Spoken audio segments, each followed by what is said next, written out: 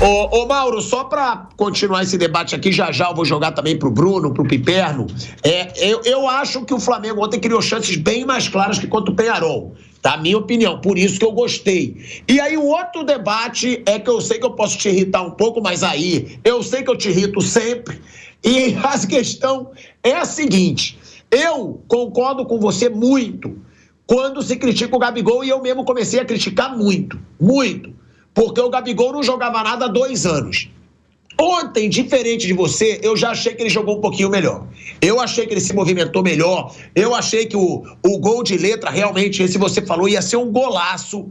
E eu não achei que ele estava em impedimento, tá? Nisso eu discordo. Eu vendo o ângulo que a gente teve aqui ontem no Canelada, traçando as linhas, eu não achei impedimento. O lance, vai ter até o debate aqui, vai ser a polêmica já aqui, esse debate, se estava ou não impedimento.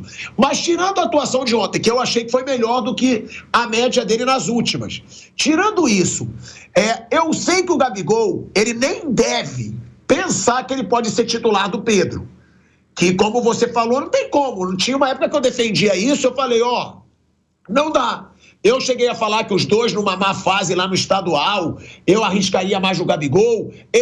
Falei que errei, porque o Pedro teve a melhor temporada da carreira dele. Aí tem também o Cebolinha, só que os dois estão machucados. Nessa situação, eu entendo o Felipe Luiz, ao contrário de você, e por isso que eu te passo a pergunta, porque o Felipe Luiz tem o Carlinhos, que é muito pior que o Gabigol, e tem o Gonçalo Plata, que eu achei que desde que chegou, só jogou mal e perdeu uma chance claríssima também contra o Peñarol. Então, diante do Gonçalo Plata e do Carlinhos, eu entendo quando você fala brodagem, e claro que tem, porque aí é aquilo, qualquer um quando chega num trabalho, você fala, pô, aquele cara ali é da minha confiança, aquele cara ali eu vou tentar retomar. Eu acho que ele pensou, se tem um momento que eu posso retomar o Gabigol, é agora. Eu não tenho Pedro, ou seja, não vai ter pressão porque o titular absoluto está fora.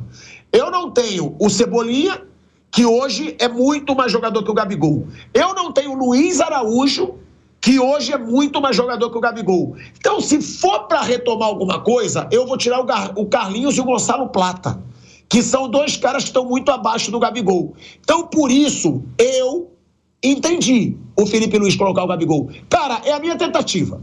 Vamos ver se eu vou conseguir dar ânimo e futebol pro Gabigol de novo. Porque não tem quem colocar. E eu acho que ali foi mais aquilo. É o cara da minha confiança. Vamos botar e vamos ver o que vai render. E eu achei o Gabigol melhor nesse jogo. Eu não achei que foi uma partidaça do Gabigol, mas eu não achei que ele foi um a menos como ele foi em todos os jogos aí dos últimos meses pelo Flamengo, Mauro. Eu achei mais uma partida fraca dele, com exceção daquela jogada. 3 vezes impedimento. Esse impedimento do gol, até eu mandei pro Guilherme aí o outro ângulo. Para mim, na hora eu vi que foi impedimento. Na hora eu falei, impedido, vai anular. Porque ele estava à frente, ele está à frente. Só que os caras do VAR usaram um ângulo que não é o mais adequado. Tem um outro ângulo que mostra que ele está com o corpo à frente. Para mim estava impedido. E esse tipo de impedimento é culpa do atacante sempre. Que eu falo, cara, tem que assistir vídeo do Romário. O Romário ficava no limite e não ficava impedido. Como não tinha VAR, muitas vezes anulavam um ataque, um gol do Romário, porque parecia que ele estava impedido, porque ele era muito rápido. E ele sabia fazer isso como ninguém. Tá? Ele está impedido, o corpo dele está à frente, olha lá. Ele está à frente. Esse é o momento exato do chute do Alexandre, e ele está com o corpo à frente. Se ele presta um pouco de atenção, ele fica um pouquinho para cá, não estaria impedido, sairia na cara do gol.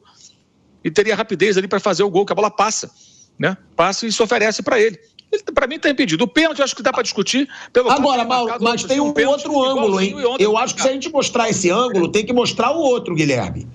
Para aí a gente fazer o debate, porque tem o outro ângulo também do impedimento, que foi o que a gente colocou no programa de ontem, que ali me parecia nada impedido. E aí, realmente, qual câmera que está melhor posicionada? A gente está voltando para a rádio em 20 segundos, e aí eu vou devolver para o Mauro, peço para o Guilherme colocar os dois. Vamos botar uma câmera e a outra. Porque de um ângulo, realmente, nesse ângulo aí, eu estou vendo impedimento total. Agora, qual câmera que tem que ser levada em conta? A gente está voltando aí para a Rádio Jovem Pan. De volta, hein? De volta à Rádio Jovem Pan, agora na rádio e no YouTube. O Mauro pediu essa imagem aberta, né? Do impedimento, que ele achou impedimento do Gabigol. Eu não tinha achado pela outra câmera, que eu até falei ontem, eu falei, para mim isso não tá impedimento. Vamos, olha aí, nessa câmera, Mauro, parece que não tá. Você tá conseguindo acompanhar o programa, Mauro, que você tá aí à distância? Claro, tô vendo. Essa câmera que eles utilizaram ontem, gera essa dúvida, de fato. Mas acho que a outra câmera é a que mostra melhor ali, que ele está à frente, ele está com o corpo projetado. Essa perspectiva não ajuda. Mas é o VAR brasileiro, né? É uma porcaria, eles fazem tudo errado. Mas para mim estava impedido. É muito claro o impedimento. Eu não tenho a menor dúvida de que ele estava impedido. E acho que esse impedimento é falta de atenção do atacante. É mais uma coisa que os técnicos têm que trabalhar com os seus jogadores. Cara, fica no limite ali, mas não fica impedido. Olha para o último homem da linha de zagueiros, fica muito atento. O camarada vai cruzar uma bola, vai chutar uma bola, você pode pegar uma sobra, presta atenção, fica no limite. E você reage mais rápido. E o posicionamento dele é favorável à relação do zagueiro, porque ele se projeta em direção ao ataque e o zagueiro tem que fazer o contrário para interceptar o cruzamento. Então, isso aí, para mim, é erro do atacante, não só do Gabriel. Vários cometem esse erro. Ele ontem ficou 3 vezes impedido, gente. E teve uma finalização que valeu, que foi aquela de letra. Muito bonita. Seria um golaço. Mas é muito pouco. 15 ações com a bola. 8 no primeiro tempo, 7 no segundo. Você participa muito pouco do jogo.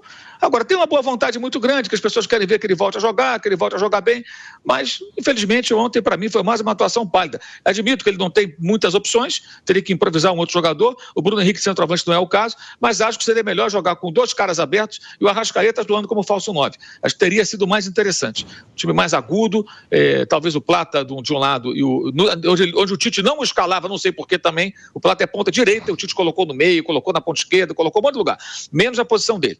Pouquíssimo tempo ele atuou na direita. Eu acho que seria melhor ter o Plata com o Bruno pela esquerda e o Arrascaeta como falso 9, que até ele exige menos dele fisicamente, jogando nessa função, como um atacante mesmo, para receber a bola ali entre as linhas, trabalhar naquela função e aparecer na área, como no gol que ele marcou contra o Bahia, como se fosse um centroavante, uma jogada do Bruno Henrique. Ali ele acertou bem, inclusive.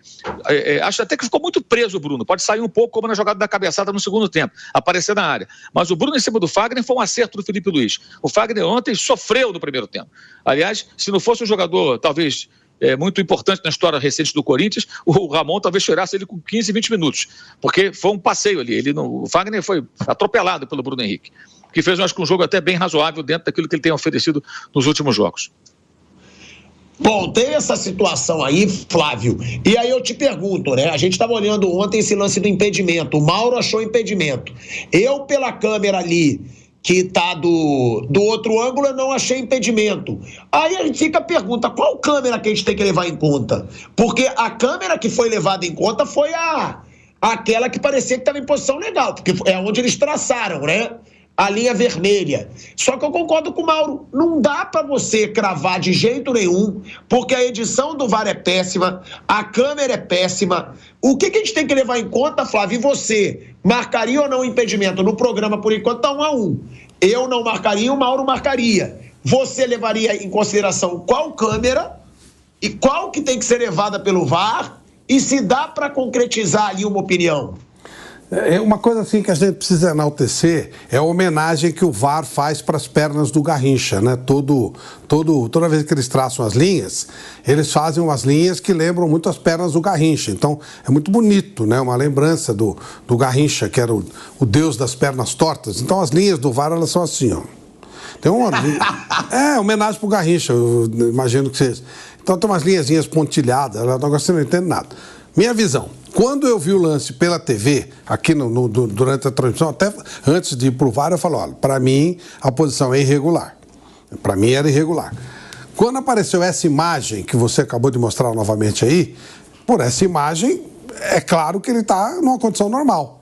Então eu não sei o que eles usaram como critério. Eu imagino que eles tenham mais de uma imagem. Agora, se eles liberaram essa imagem, se eles usaram essa imagem como referência, por essa imagem a condição do Gabigol é normal. É meio difícil, você está dizendo tal que não está. A olho nu, para mim, impedido. Essa imagem, a imagem, ela mostra que ele está em condição normal. Sei lá que raio que eles fizeram para chegar nesse... Por essa imagem, eles chegarem à conclusão que ele estava em impedimento, aí não tem o menor sentido. Porque foi a imagem que eles traçaram a linha. É uma loucura. Não é conclusivo. Eu não marcaria. O Flávio também aí, pelo jeito, não. O Mauro César marcaria. Mas é muita loucura. E outra, né, Flávio? Porque o Flamengo, para mim, jogou muito bem até os 20 minutos. Agora, o Corinthians também mostrou uma coragem, né? O Corinthians, no final do jogo, criou. O Mauro César contou aí 3 chances de gol claras do Corinthians. Uma eu achei que estava impedimento, tá? Uma eu acho que se fosse pro VAR... Como é que é o nome do jogador, Mauro, que ficou enrolando a bola, que não finalizou, Hernandes. O atacante do Corinthians? O Hernandes. O Hernandes, do espanhol. Isso, o Hernandes. Ali ele deu muito mole, mas eu lá, acho viu, que se Pilhado? fosse pro VAR ia estar em impedimento. Viu, Pilhado? Mas... Ele era toureiro na Espanha, ele não era jogador de futebol. Aí ele foi para Portugal, jogava na segunda divisão, e aí fez gol na segunda divisão no Chaves. E não é o isso, não era bom, né? E aí ele veio para cá, conseguiram vender para cá, como já. Uma vez trouxeram um cara para lutar com o Maguila, que era jogador de basquete. Você tá falando sério? Isso é verdade? O quê? Que ele era toureiro? Pelo que ele joga de bola, eu acho que ele era toureiro. O jogador, ele não parece ser, não. Ele tem mais jeito de... Não, mas é verdade, ele tem mais jeito de toureiro. Inclusive, nesse lance aí, ele demonstrou que ele é bom para se esquivar e tal, né? Só que não tinha touro, aí ele recuou a bola pro goleiro. Mas, enfim, assim, ó... Eu acho que o problema que vocês falaram aí, com explicações bem legais e tal, eu queria só acrescentar um detalhe que continua existindo ontem, de novo, no Flamengo. O Flamengo cai muito de produção. E às vezes ele cai de produção até no próprio jogo. No primeiro tempo de ontem, ele massacrou até 30, 35, terminou o primeiro tempo já demonstrando muito cansaço. E no segundo tempo, à medida que o tempo foi passando, o time foi caindo de produção. Isso é uma coisa que o Flamengo tem demonstrado, não é agora, tá extenuado pelo final do ano, mas o problema é que isso está acontecendo desde sempre. Eu sempre falava, o time do Flamengo é muito lento, o time do Tite não tem força, não tem pegada. Ele dava demonstração clara de um time cansado, de um time sem uma condição legal. E esse problema ontem de novo aconteceu. E aí você fica exposto. Se você não matar o jogo, você faz 3-4-0, que não é muito normal de fazer, ok. Mas se fica pendurado num 1-0, o Mauro tem razão. O Corinthians poderia ter empatado o jogo, sim. Se ele tivesse... Se a bola cair no pé de um cara, de um jogador mesmo de futebol, ele faz o gol. No caso desse espanhol aí, ele faz o gol. E aí como é que fica? Né? Teve algumas defesas importantes, teve bola na trave, porque o Flamengo caiu de produção. Isso é uma coisa que tem que ser vista e mais, né? Se o Felipe Luiz quer marcar lá na frente, o que é legal, que eu gosto bastante, é óbvio que ele precisa dar um condicionamento melhor pro time. Não dá para você fazer essa marcação alta e não ter um condicionamento condizente para fazer isso. Não, e tiveram as 2 chances mais claras de gol do Corinthians, que foram do Romero, né? Uma na trave e a outra que o Léo Pereira salvou na linha do gol. Aí a pergunta que eu te faço, Mauro, porque a gente vai falar já também da polêmica do pênalti, que o Flamengo pediu um pênalti aí, um toque de mão, muito parecido com o toque do Bastos do Botafogo no jogo contra o São Paulo, né? Muito parecido e foi marcado lá, não foi marcado no jogo de ontem. Agora, Mauro, você acha que dá para elogiar alguma coisa nessa ousadia do Ramon Dias no fim do jogo? Porque no começo foi um massacre. O Flamengo poderia ter decidido o jogo. Só que nos 30 minutos finais, eu falei aqui, bola na trave do Romero, bola que o Léo Pereira salvou na linha do gol, bola na trave do Mateuzinho, aquela chance do Hernandes, que ele ficou enrolando e demorou para finalizar, que eu acho que estaria em impedimento, mas dá para elogiar essa coragem, ousadia do Corinthians de atacar no Maracanã depois de ter sido massacrado no primeiro tempo e no começo do segundo? Eu não vi nada para elogiar. O trabalho do Ramon Dias é um trabalho bem meia-boca, e ontem ele foi muito mal, né? A montagem da equipe com aqueles 2 meias, o Garro e o Coronado. Os 2 rapazes ali para marcar, com uma distância enorme entre eles. O Flamengo jogou totalmente à vontade, Arrascaeta solto. O Corinthians muito mal. Muito mal, custou entender o que aconteceu pelo lado do Fagner ali, que estava sofrendo muito com as subidas do Alexandre, por ali saiu o gol e boas jogadas, né? Olha, daquele lado no primeiro tempo, foi o gol e a jogada da letra do Gabriel, né? E no segundo tempo também o gol impedido nasce por ali. Então o Ramon Dias custou entender o que estava acontecendo, escalou muito mal a equipe, na minha opinião, um time pouco competitivo, frágil, que só agrediu o Flamengo no segundo tempo. Quando o Flamengo começa a ceder muitos espaços, ele faz algumas mudanças e melhora. Agora, de certa forma, ele tentou corrigir um pouco dos erros cometidos no primeiro tempo. E acho que é muito preocupante do ponto de vista do Flamengo ter concedido a esse time do Corinthians tantas oportunidades. É um time frágil, o time do primeiro tempo frágil. E ainda poupou alguns jogadores. Normalmente jogaria o Roberto, não jogaria o Hernandes, por exemplo. Talvez o Yuri fizesse o gol naquela oportunidade, não sei. Mas o fato é que eu não gostei do Corinthians também, não. Não gostei do Corinthians, aliás, é a segunda derrota seguida. E os caras estavam comemorando no final, agora comemora a derrota, né? Quem te viu, quem te vê. Não, tem isso também, né, Mauro? Porque tem muita gente dizendo que o Flamengo perdeu a vaga ontem. Eu tô vendo muita gente aí falando, ontem perdeu a vaga, agora o Corinthians em casa. Eu não vi assim, eu acho que o Flamengo conseguiu a vantagem que poderia ter sido maior, mas também não vejo o Flamengo com a postura de ontem. Fico muito mais confiante do que o Flamengo com a postura anterior. E realmente, quando você diz de agenda positiva, tem muita gente dizendo, agora Corinthians com o time titular, agora o Corinthians vai passar no jogo de volta. Mauro. Oi. Isso aí, cada um fala o que quer, né? Até lá é outro jogo, tá muito longe, muita coisa vai acontecer. Eu acho que o Flamengo perdeu a chance ontem de encaminhar a classificação, isso é óbvio. Agora, essa coisa, depende, né? O último jogo, quando ganhou do Flamengo lá, foi um dos piores jogos da era Tite. Um dos jogos mais constrangedores sob o comando do Tite. Atuação péssima. E o Corinthians fazendo caicai, esvaziando bola, um negócio patético. Patético. O Corinthians tem mais empates em casa do que derrotas no Campeonato Brasileiro, do que vitórias no Campeonato Brasileiro jogando em casa. Ou seja, recentemente do mata-mata passou pelo Bragantino, perdendo e ganhando dos pênaltis. Então não sei de onde sai essa certeza. Eu acho que os dois times deixam muito a desejar. O Flamengo tem muito que melhorar e o Corinthians também. Não por acaso, perdeu mais um jogo, a segunda derrota seguida e está na zona do rebaixamento. A agenda positiva não vai colar aqui, cara. Agora, teve muito essa situação, né? Da reclamação, do jogo de volta, mudança de data. Ou seja, vai ter muito tempo aí pela frente, Flávio. Pode ser positivo para o Corinthians esse tempo pela frente? Por que eu digo isso? Porque o Corinthians ele tem que fugir da zona do rebaixamento no Campeonato Brasileiro. Será que até o dia 20, quando vai ser o jogo, o Corinthians já vai ter conseguido melhorar um pouco a sua campanha no Brasileiro? Por que eu digo isso? Porque se o Corinthians continuar na zona do rebaixamento, a minha pergunta é, a gente está vendo um clima de super rivalidade para esse jogo.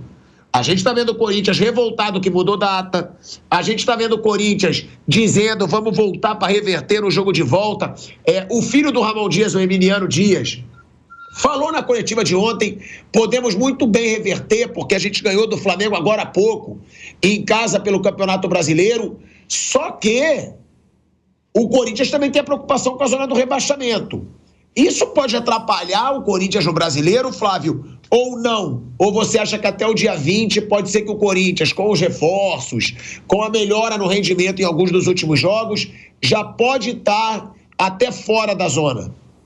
E pode estar rebaixado também, né? O time do Corinthians é muito ruim, pilhado. O time do Corinthians é ruim.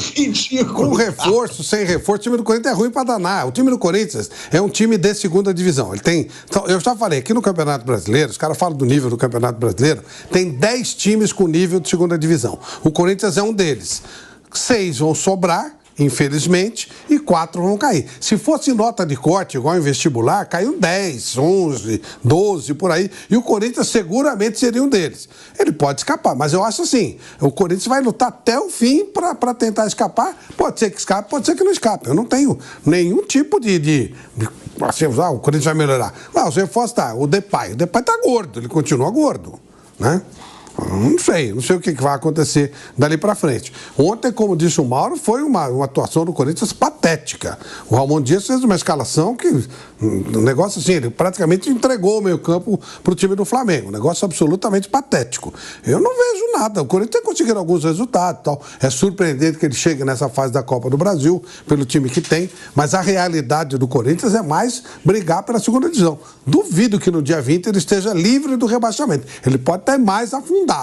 Então, essa preocupação ele vai ter. Agora, qual a opção que ele vai fazer? Ele vai, apesar dos riscos claros de rebaixamento, ele vai arriscar tudo nesse jogo?